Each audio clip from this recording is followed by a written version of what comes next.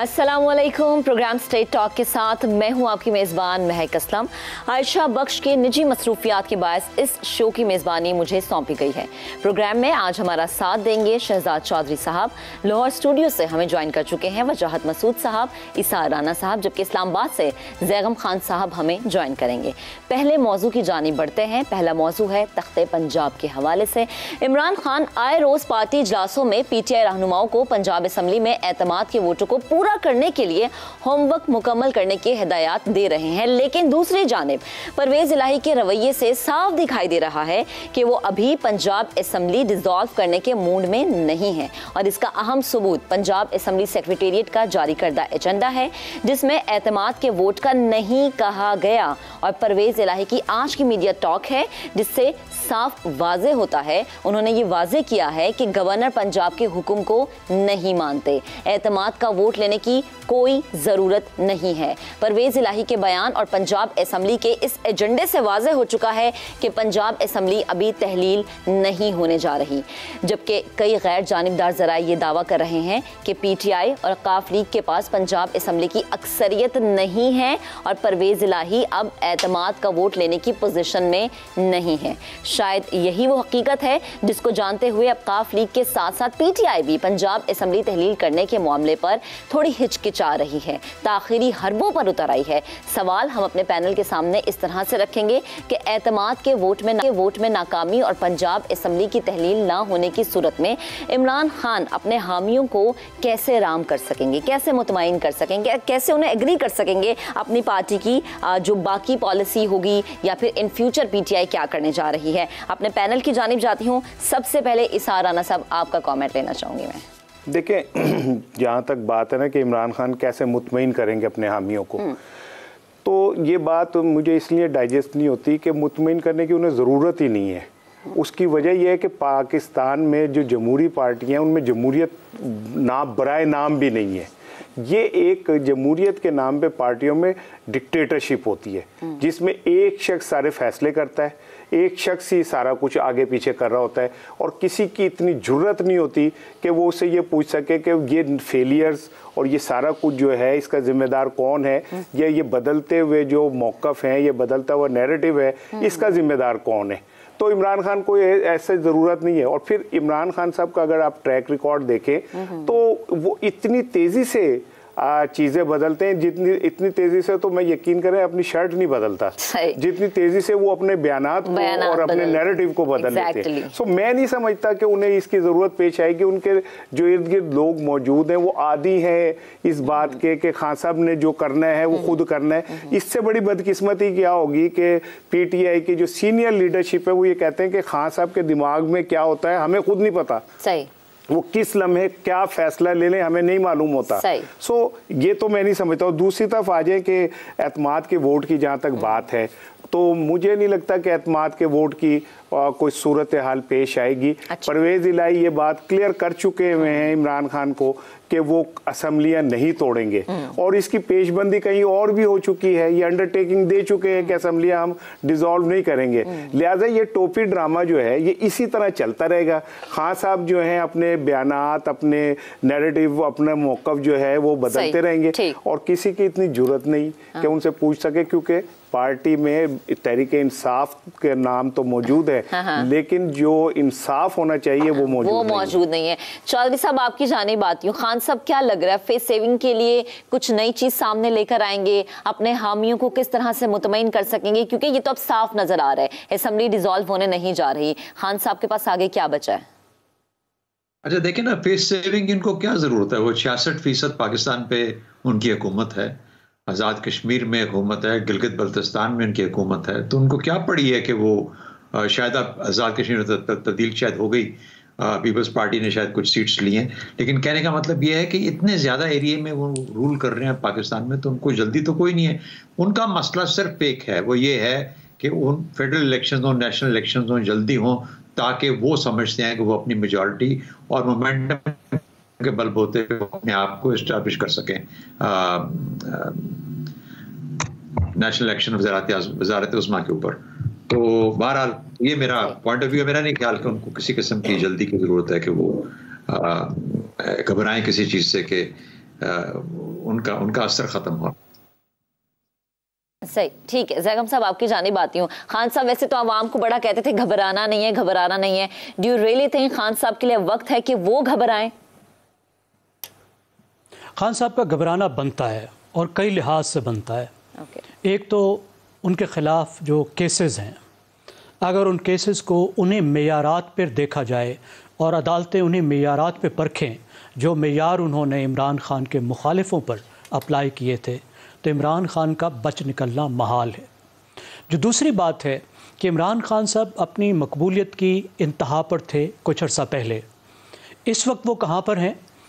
मैंने इस वक्त ताज़ा तरीन सर्वे नहीं देखे, कोई ऐसा सर्वे नहीं आया जिसमें महसूस हो कि उसमें क्या तब्दीली आई है, लेकिन महसूस ये होता है कि उनके लिए उधर भी ख़तरात हैं।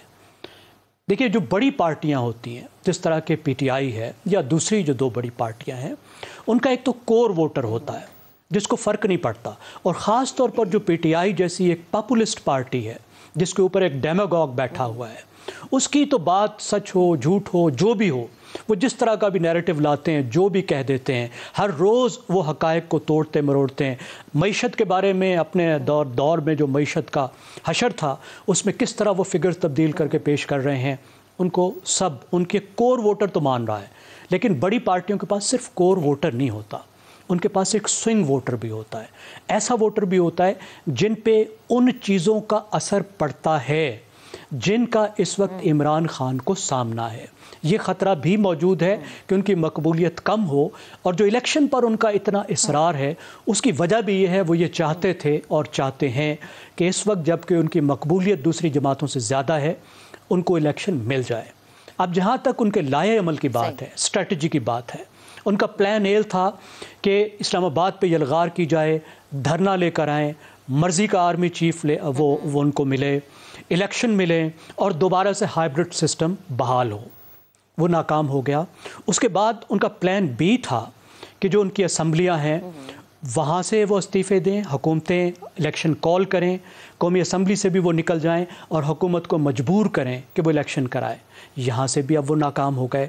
अब आपका सवाल कि अगली उनकी स्ट्रेटजी क्या हो सकती है? अब एक स्ट्रेटजी तो ये हो सकती है कि वो दोबारा से एजिटेशन करने की कोशिश करें जैसे वो कर रहे हैं, लेकिन मसला ये है कि वो ख़ुद तो बहुत बड़े क्राउड पुलर हैं, जहाँ जाते हैं वो जलसा लगा लेते हैं, लेकिन उनके कहने पे लोग नहीं निकलते। उनकी सेकंड टियर जो लीडरशिप है उनमें ये सलाहियत नहीं है कि वो बड़ा मजमा जमा कर सकें। तो अब आखिरी जो उनके पास तरीका रह जाता है कि कोई फेस सेविंग उनको मिले और वो असम्बली में जाएं। उनको या तो जो सुप्रीम कोर्ट है वो ये कह दे कि जनाब अब आप वापस जाएं, वो चले जाएं, और मेरे ख्याल में बनता भी यही दुरुस्त लाए अमल है कि वो असम्बली में आए, अपोजिशन को रोल अदा करें, अगले इलेक्शन के बारे में जो चीज़ें तय करनी हैं वो तय करें, और बेहतर होगा कि वो अब तर्ज सियासत बदलें। जो उनकी डेमागोगरी है, कमेंट आ गया सर, आपका कमेंट आ गया। वजाद साहब, आपकी जानिब आऊंगी। तर्ज सियासत को बदलना खान साहब के लिए इस वक्त बड़ा जरूरी है। वजाद साहब कमेंट कीजिएगा। लेकिन अगेन वही बात कि खान साहब एक अच्छे पब्लिक स्पीकर जरूर हो सकते हैं, लेकिन बहुत सारे लोग ये राय देते हैं कि वो एक अच्छे पॉलिटिशियन नहीं है। अब एक अच्छा पॉलिटिशियन वो है या नहीं है, ये अवाम की अपने राय है, लेकिन वो क्या स्ट्रेटेजी अपना सकते हैं कि अगेन लोगों को इस बात पर कायल कर सकें कि पीटीआई आएगी, कुछ बेहतर करेगी, क्योंकि जितना वो जलसे जुलूसों में बातें कर सकते थे उन्होंने कर ली, अब उनके पास कुछ बचा नहीं है। आपको लगता है उनके पास कुछ बच गया? देखिए, मैं इमरान खान साहब की सियासत किराए पे लाया हुआ तांगा था और सवारियां भी इसमें हांका करके लाई गई थी। अच्छा। तो हांका की हुई सवारियां किराए के तांगे से उतर रही हैं क्योंकि वक्त पूरा हो गया है। सही। इमरान खान साहब जो असम्बलियाँ तहलील करने की बात करते थे, अभी मेरे भाई शहजाद साहब ने फरमाया कि उन्हें क्या ज़रूरत है, वो 66% अपनी पाकिस्तान पे गवर्न कर रहे हैं। तो मेरे भाई ये तो वो 1 महीना पहले भी कर रहे थे, तब उन्हें असम्बलियाँ तहलील करने की ज़रूरत क्यों पेश आ रही थी? उनका ये ख्याल था कि वो 2 या 4 असम्बलियाँ जो सूबाई और या टेरिटरीज़ की हैं वो तहलील करके ऐसी सियासी सूरत हाल पैदा कर देंगे कि जो नए इंतखाबात हैं वो नागुज़ीर हो जाएंगे। मेरा ये ख्याल है कि उन्हें सबसे बड़ी शिकस्त जो है वो पंजाब में हुई है। देखिए, हमारे जो ये पंजाब है इसकी सियासत में चौधरियों की एक सियासी रवायत है। एक चौधरी छोटू राम होते थे, फिर बाहर से आए हुए थे, लेकिन चौधरी खलीकुज़्ज़मान होते थे। ये गुजरात के चौधरी जो है, मैंने भाई शहादत चौधरी साहब का नाम नहीं लिया, वो शरीफ आदमी है। ये उसी रवायत का हिस्सा है।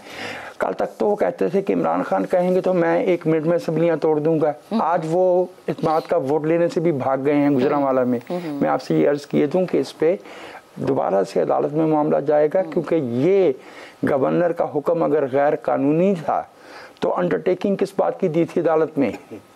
अब ये गवर्नर का हुक्म नहीं रह गया, अदालत का हुक्म है कि वो 10 तारीख तक जो है वो इत्मीनान का वोट लें। और अगर वो इत्मीनान का वोट नहीं लेते तो जैसे मैंने अर्ज किया, it will be in the court again. और अगली बात ये है कि इमरान खान साहब का किधर गई वो असम्बलियों की तहलील, इधर तो मुहल्लल और महलूल दोनों जो है वो तहलील हो रहे हैं। तो मैं दोबारा अर्ज किए दे रहा हूँ कि इमरान खान साहब को ये इल्म नहीं था या ये अंदाज़ा नहीं था कि उनकी सियासत जो है वो मांगे तांगे की सियासत है।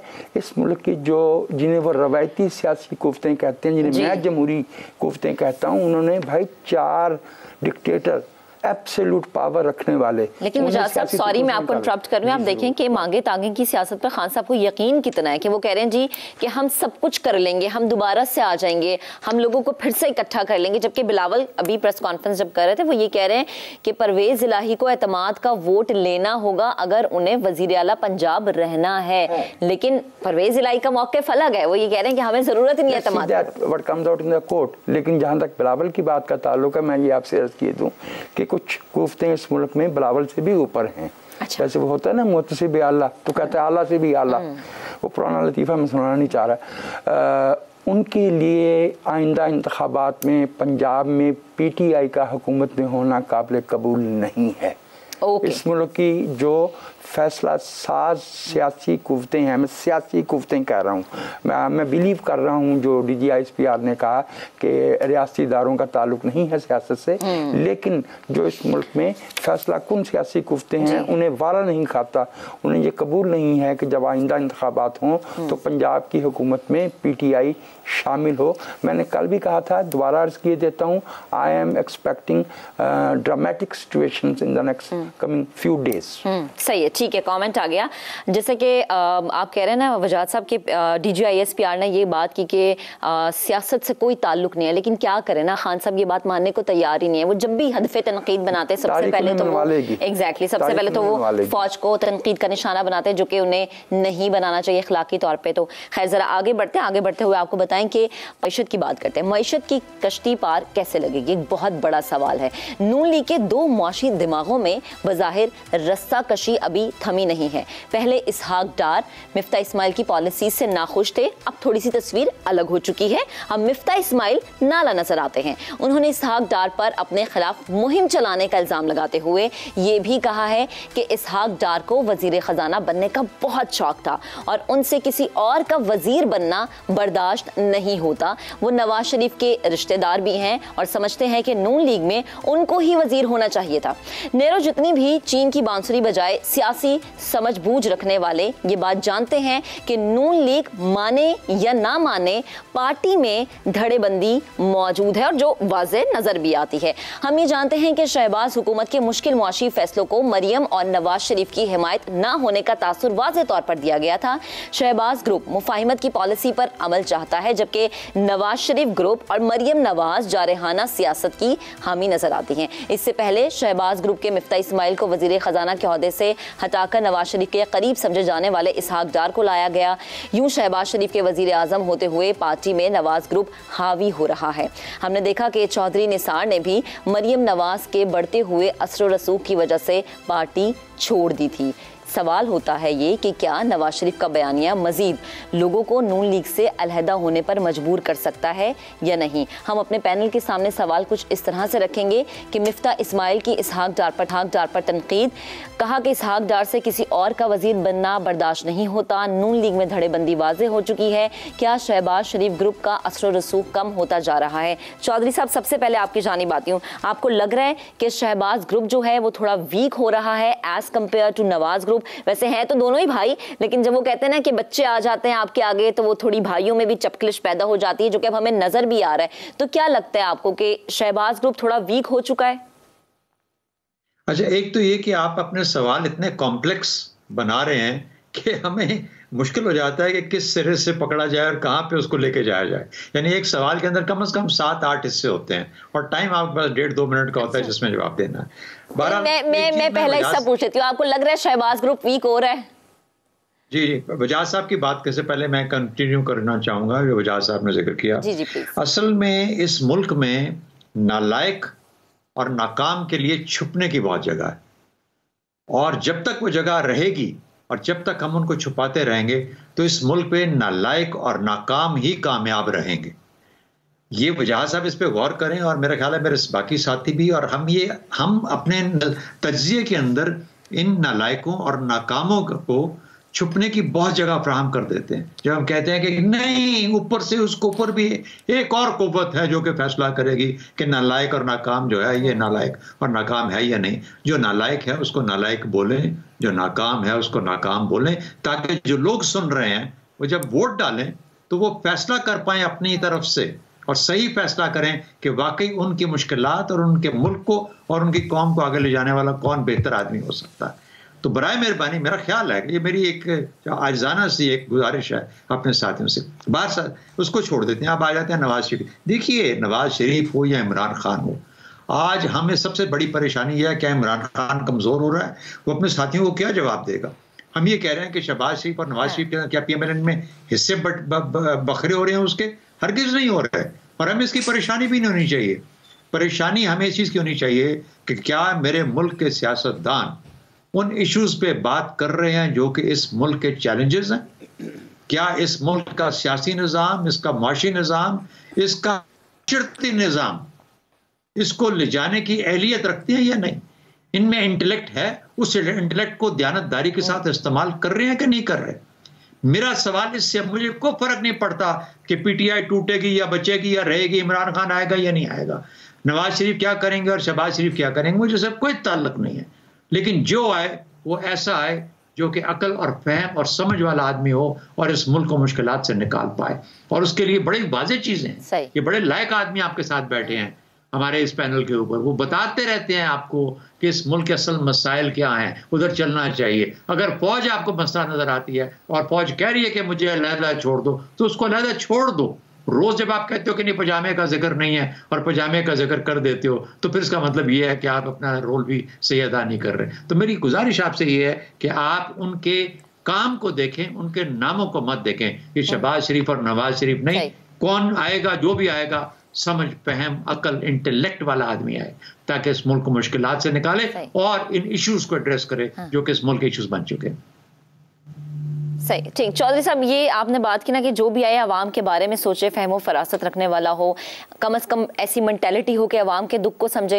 ये तो हम सिर्फ दुआ ही कर सकते हैं ना पाकिस्तान में रहते हुए, क्योंकि जो भी आता है वो सिर्फ अपने मफाद के लिए आता है। अभी हमें जनाब एक ब्रेक लेनी है, ब्रेक के बाद जब हम वापस आएंगे हमारा पैनल हमारे साथ मौजूद है, उनसे गुफ्तगू करेंगे। आप साथ रहिए। वेलकम बैक जी। पाकिस्तान की मईशत है मुश्किल में और दो बड़ों की जंग जारी है, लफ्जी गोलाबारी हो रही है। मिफ्ता इस्माइल कर रहे हैं तनकीद इसहाक डार पर। वैसे बहुत ज़्यादा हल्के ये कह रहे थे कि जी इसहाक डार आएंगे तो डॉलर नीचे आ जाएगा, ऐसा कुछ हुआ नहीं, बल्कि अब सख्त मुआशी फैसले लेने की ज़रूरत है, जिससे नून लीग थोड़ी घबराती हुई हमें नज़र आ रही है।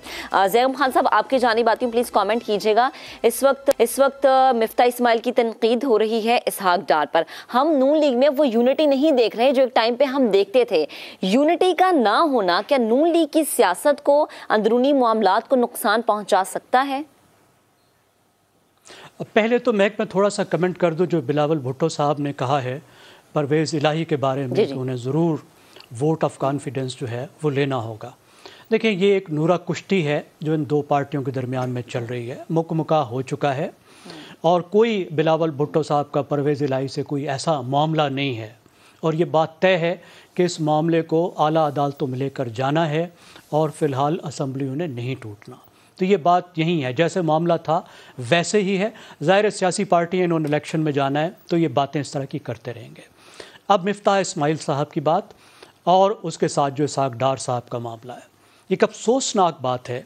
इस वक्त जो पाकिस्तान का जो बहरान चल रहा है, उसमें 3 फाइनेंस मिनिस्टर बहुत बुरे साबित हुए हैं जिन्होंने इस बहरान को बढ़ाया है। सबसे पहले असद उमर, उसके बाद शौकत तरीन, उसके बाद इसहाक डार। और इन तीनों ने मईशत को पॉपुलिस्ट अंदाज में चलाने की कोशिश की, जुगाड़ से चलाने की कोशिश की। जो रिफॉर्म्स रिक्वायर्ड थे वो नहीं किए, जो वादे IMF से किए थे उनको पूरा नहीं किया, चक्करबाजी की कोशिश की। 100 जूते भी पाकिस्तान को खिलवाए और 200 प्याज भी खिलवाए। ये इन तीनों की कहानी है। जो मिफ्ताह साहब कह रहे हैं 100% दुरुस्त है और 100% अफसोसनाक है। लेकिन मिफ्ताह साहब की बात से जो पाकिस्तान मुस्लिम लीग की अंदरूनी कशमकश है, जो अंदरूनी आप उसको धड़ेबंदी कह लें, गिरोहबंदी कह लें, बादशाहत का मामला अभी तक मुकम्मल तौर पे सेटल नहीं हुआ, आप जिस तरीके से भी उसको कह लें, उससे कोई ताल्लुक़ नहीं है। मिफ्ताह ना इधर का है ना उधर का है, ना 3 में है ना 13 में है। वो एक रांदा दरगाह है जो अपने दिल के जो फफोले हैं वो सबको दिखा रहा है। वो डार साहब की अना और उनकी एम्बिशन की भेंट चढ़ा है। जब मिफ्ताह यहाँ पे पाकिस्तान के फाइनेंस मिनिस्टर थे, he was doing very well, और वहाँ से जो डार साहब गोलाबारी कर रहे थे, चलने नहीं दे रहे थे उसको, और जो फरमा रहे थे जब आए तो साबित हो गया 100% गलत बात कर रहे थे, 100% काउंटर प्रोडक्टिव बात कर रहे थे। उनको कोई वहाँ बैठ के अंडरस्टैंडिंग नहीं थी ग्राउंड रियलिटी की, सिर्फ वो अपना सुकुरातपन जो है वो साबित करने की अगर आपने प्रेस कॉन्फ्रेंस सुनी इसहाक डार की, तो वो तो उसमें भी यही कह रहे थे कि जी हमने बड़े सख्त फैसले कर लिए, लेकिन उन फैसलों का आवाम पे क्या असर हुआ है, इसमें हमने आगे चल के भी बात करनी। साराना साहब आपका कमेंट चाहूंगी इस पर। देखिए मिफ्ताह साहब की जो इस्माइल साहब इसहाक डार साहब को तनकीद है ना, तो पंजाबी का एक गाना था, निसइयों कूंज विछड़ गई डारों ते लब दी सजना नू। क्या था, ये भी 74-75 काबीना है, उसके अंदर उड़ जाते, ये भी डारे मार रहे होते कि क्या हो जाता। पाकिस्तान की जो सियासी जमातें हैं ना, वो सियासी जमातें कम और लिमिटेड कंपनियां ज़्यादा हैं। ये लिमिटेड कंपनियां हैं जिसके शेयर्स जो हैं वो अपने रिश्तेदारों में तकसीम किए जाते हैं। फ्रेंचाइज जो दी जाती हैं वो सिर्फ अपने उन लोगों को दी जाती हैं या जिनकी इन्वेस्टमेंट होती है पार्टी में, या जिनको पता होता है कि ये गुलामी की आखिरी हदों को छुएंगे। अब जो मिफ्ताह साहब के साथ हुआ वो बड़ा अफसोसनाक इस हवाले से है कि वो एक दो लोग सीढ़ियों पे ट्रंक लेके ना, एक आगे था एक पीछे, और वो हिला रहे थे, हिल नहीं रहा था, तो नीचे वाले ने कहा कि चल रहने दे, उत्ते नहीं चढ़िया। तो ऊपर वाले ने कहा ऊपर चढ़ाना था, उन्होंने कहा कहता मैं समझा थले लाना थी। तो एक इसहाक डार जो थे नीचे से ऊपर से नीचे की तरफ कर रहे थे, मिफ्ताह इस्माइल ऊपर कर रहे थे, और इकॉनमी का बेड़ा गर्क वही हुआ जो उस ट्रंक का हुआ कि वो अपनी जगह से नहीं हिली। सही। कोई इनसे ये सवाल नहीं पूछेगा कि तुम लोगों की अपनी अना की जंग में इस मुल्क की मईशत का बेड़ा गर्क हो गया। इस मुल्क की मईशत का अब सूरत हाल ये है कि डॉलर हमारी पहुंच से बाहर है। डॉलर और प्याज के दरमियान मैच है। अल्लाह का शुक्र है हमारी प्याज भी कभी कभी डॉलर को टप जाती है। कोई पूछने वाला नहीं है इनसे कि तो इसहाक डार साहब आपने मिफ्ताह इस्माइल को फेल किया, आपने इस मुल्क को उसका क्या उसका फायदा हुआ, सिवाय इसके कि आप खुद आ गए। आप चार्टर्ड तैयारे में पाकिस्तान से गए थे, चार्टर्ड तैयारे में वापस आ गए, और आने के बाद आप वजीर खजाना गए थे, वजीर खजाना वापस आ गए। इससे आप अंदाजा कर लें कि हमारे इस मुल्क के ऊपर इन ताकतवर ग्रोहों का कितना कब्जा है। साहब ये सिर्फ पाकिस्तान में ही हो सकता है। आप उनकी कल की अगर प्रेस कॉन्फ्रेंस थोड़ी याद करें तो वो सिर्फ हदफे तनकीद खान साहब को सिर्फ, और मैं कहूंगा ये जो आपने सवाल है ना कि क्या शहबाज शरीफ ग्रुप के असर रसूख जो है वो कम होता जा रहा है। देखें, जब आप चीफ ऑर्गेनाइजर किसी को लगा रहे हैं तो किस लिए लगा रहे हैं?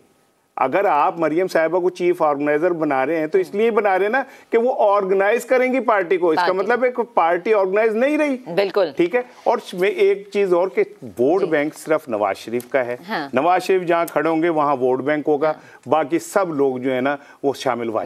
बिल्कुल आप दुरुस्त फरमा रहे हैं। चलें जी, अभी हमें एक ब्रेक लेनी है। ब्रेक के बाद जब वापस आएंगे तो वजाहत साहब से इसी पर कमेंट लूंगी, क्योंकि बड़ा जरूरी है। नून लीग पाकिस्तान की एक बहुत बड़ी जमात है। अभी ब्रेक के बाद वापस आता है। Stay with us. Welcome back once again. अब जरा अवामी मसले की बात कर लेते हैं। वैसे तो हमारी अवाम को बहुत सारे मसाइल हैं, लेकिन महंगाई ऐसा मसला है जिसका हल कहीं नजर नहीं आता। पाकिस्तान में मुआशी कसाद बाजारी की सूरत हाल सबके सामने है। मुसलसल 5 महीने से महंगाई की शरह 25% से ज्यादा हो चुकी है। मिडिल क्लास पाकिस्तानी घराने के अखराजात में 35% इजाफा हुआ है। अगर बुनियादी अशे खुरनोश की बात की जाए तो अंडे 280 रुपये फी दर्जन हो चुके हैं। मुर्गी का गोश्त 600 रुपये किलो, और इसके अलावा शहबाज दौर में आटे की कीमत 90% बढ़ चुकी है। चक्की का आटा 85 रुपए से बढ़कर 160 रुपए तक आ गया है। दूध 200 रुपए लीटर और चावल 30% महंगे हुए हैं। एक तरफ ये सूरत हाल है तो दूसरी जानिब हुक्मरान महंगाई के इस सैलाब को रोकने में नाकाम नजर आती है। और तो और सितम ये है कि महंगाई से लड़ने के मुफ्त ऐसे मशवरे दिए जाते हैं जिनसे उनकी गैर संजीदगी का जो है वो इजहार होता है। पता चलता है कि वो संजीदा बिल्कुल नहीं है। हमारा पैनल हमारे साथ मौजूद है। वजाहत सबसे पहले आपकी जानिब आती हूँ। मुल्क में महंगाई बेकाबू हो चुकी है। वो चीज़ें जो कि कभी एक आम आदमी की पहुँच में थी वो अब उसकी पहुँच से बहुत दूर हो गई हैं। विफाकी हुकूमत नाकाम हो चुकी है। क्या लगता है आपको, नई पॉलिसीज बनाने की जरूरत है या ये भी हम कहें कि ये पिछली गवर्नमेंट का किया धरा है? मुझे इजाजत दीजिए, जो पहले बात हो रही थी मैं थोड़ा सा उसको टच करके फिर आपकी बात का जवाब दिए देता हूँ। मेरे ख्याल में जी हाँ, शहबाज शरीफ ग्रुप जो है वो कमज़ोर हो रहा है। उसकी वजह यह है कि आने वाला इंतखाब जो है वो शहबाज शरीफ और हमजा शहबाज ने नहीं लड़ना, वो नवाज शरीफ और मरीम नवाज ने लड़ना है। और मुस्लिम लीग नवाज जो है, चूँकि ये भी ऑर्गेनिक पौधा तो नहीं है ना, ये भी नर्सरी से गमले से निकाल के लगाया हुई चाकी है, ठीक है। तो इसमें दो तरह के धड़े पाए जाते हैं। एक वो लोग हैं जिनकी दिलचस्पी जो है वो असम्बलियों में जाने में और अपने हल्का इंतखाब तक महदूद है, और लेकिन इन लोगों के लिए साथ जो है वो धोखा ये हुआ है कि बीच में से जो इनके कायद हैं Nawaz Sharif, he has undergone almost complete transformation, वो इनको कबूल नहीं होती। मिफ्ता इस्माइल और इसहाक डार लड़ाई लड़ रहे हैं प्रॉक्सी, दो बयानियों की मुस्लिम लीग नवाज के अंदर। उसमें बदकिस्मती ये है कि Ishaq Dar is not the person to fight for that, क्योंकि वो तो कोई रेजिस्टेंस वाले आदमी नहीं। लेकिन वजह साहब देखिए ना, इसमें पिस तो आवाम भी रही है ना। चौधरी साहब क्या कमेंट करेंगे, कहाँ जाए आवाम के पास कुछ भी नहीं है। वो 2 वक्त की रोटी जिसका कभी वादा किया गया था, वो वादा तो वफा हुआ ही नहीं। वो 1 वक्त की रोटी भी नहीं मिलती अब तो। नहीं, आपकी बात जी, मैं चौधरी साहब आपका कमेंट चाह रही हूँ जी। इसकी जिम्मेदारी मुकम्मल तौर पर आवाम पे इस तरीके से जाती है। सबसे पहले कोशिश ये करें, और कोशिश क्या बल्कि इनकी जिम्मेदारी है कि सही आदमी और सही पार्टी को इलेक्ट करें। उसके लिए जो पार्टी है उसका जो रोल है, उसका जो रिकॉर्ड है, उसकी जो परफॉर्मेंस है, उसको जरूर मद्देनजर रखें। पहला काम तो ये करना चाहिए। दूसरा, जब उनको अपने हकूक नहीं मिलते उसके लिए आवाज उठाएं। ये हमने सिखाया नहीं है, हम बैठ के बातें तो करते हैं, लेकिन हमने अपने अवाम को ये मैसेज नहीं दिया, ये पैगाम नहीं दिया, और हमने उनको ये नहीं सिखाया। हमने ये कहा कि जो तुम महकूम हो, तुम पे हुकूमत होगी, तुम पे हाकिम को लगाया जाएगा, या हाकिम तुम बताओगे। और हाकिम 3-4 जिनका नाम बता दिया गया, नवाज शरीफ, शहबाज शरीफ, इमरान खान, बिलावल भुट्टो। जी चौधरी साहब, मासरत वक्त की थोड़ी सी किल्लत है, मैं जैगम साहब का कमेंट लेना चाह रही हूँ ताकि जैगम साहब का भी कमेंट आ जाए। जी जैगम साहब। देखिए, जो इस वक्त महंगाई है वो बहुत ही खौफनाक है, और ख़ास तौर पे जो गरीब तबका है उसकी कमर तोड़ रही है। इसकी जो बुनियादी रीज़न है वो पाकिस्तान का मैक्रो इकनॉमिक क्राइसिस है, जिसका सूबों से बहुत ज़्यादा ताल्लुक़ नहीं है, जिसके पीछे एक तो सबसे बड़ी वजह रुपए की डिवैल्यूएशन है कि रुपए की कीमत गिरने से एक इम्पोर्टेड इन्फ्लेशन आती है। बाहर से जो चीज़ आती है वो महंगी हो जाती है। दुनिया भर में भी बहरान है, बाहर की चीज़ें भी बहुत ज़्यादा महंगी हो गई हैं। लेकिन इसका जो हल है वो ये है कि इस माशी बहरान पर काबू पाया जाए। जो इस वक्त जिन लोगों के पास इकानमी है, जो इकानमी को कंट्रोल कर रहे हैं, वो जुगाड़ें लगाना बंद करें। अशराफिया इस पर इत्तफाक राय पैदा करें। रिफॉर्म्स के जो फौरी वादे किए गए हैं उनको भी पूरा किया जाए, और जो स्ट्रक्चरल रिफॉर्म्स हैं, यानी जो हमने अपनी मईशत की माहियत को बदलना है, जो इस वक्त एलिटिस्ट इकानमी है, अशराफिया की इकानमी है, उसकी जगह हमें एक अवामी इकानमी लानी है, एक ग्रोथ की, प्रोडक्टिविटी की इकानमी लानी है, एक्सपोर्ट की इकानमी लानी है। ऐसी इकानमी लानी है जिसमें इंसानों को उनके जो ह्यूमन रिसोर्सेज हैं उनका भी बेहतरीन इस्तेमाल किया जाए, जो कौमी वसाइल है उनका भी बेहतरीन इस्तेमाल किया जाए, और पाकिस्तान को तरक्की के रास्ते पर लगाया जाए।